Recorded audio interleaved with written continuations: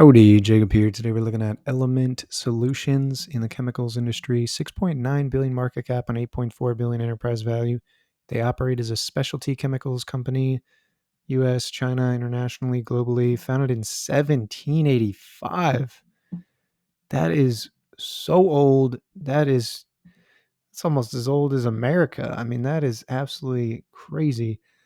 Their revenue growth is down from 2015, but looks like a pretty cyclical business. Some years going down, some years pretty big growth. 2021 had some big growth. I'll be interested to see if that's an acquisition or not. We see gross margin going down. However, operating margin is up from 2014 and 2015 into the double digits. Dividend, they've started to pay a dividend, but kept it pretty consistent from year over year. Return on invested capital very low. The return on invested capital that low, if you can't find things to reinvest in at greater than 5%, you'll definitely be wanting to hand the excess money back through dividends. R&D spend is $68 million.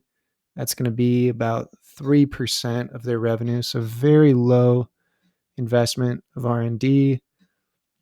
Kind of makes sense. I mean, it's been around since 1785.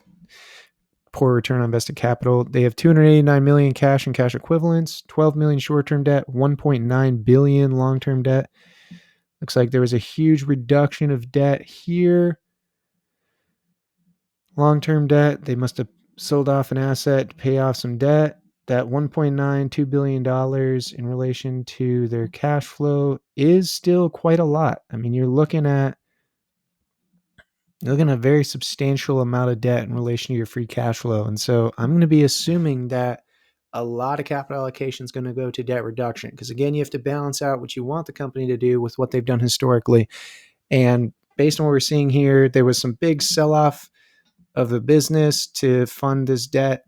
And then since then, they've actually issued more debt than bought back. And so for me, based on my 100% capital allocation, I'm probably going to assume 30 to 40% is debt reduction, with maybe, the dividends already taken up 30% of their free cash flow. So that's leaving about 30% to go towards acquisitions.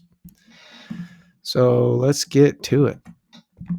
Get to some assumptions here for revenue growth. I think that given that only 30% or so to acquisitions, and it's a cyclical, very, very cyclical business. I mean, I'm just going to go 3% here.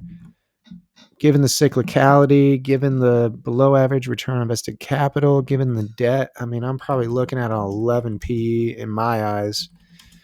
And then for margins, I love that free cash flow is quite a bit higher. I do really like that. So maybe let's do 10 and 8 with share change of, again, I'm not saying any share changes, so maybe 10 million or so, which is going to be about 10% or so capital allocation to just offset stock-based compensation, and keeping that dividend the same. It's going to need to fall quite a lot before you get the return I'm looking for here.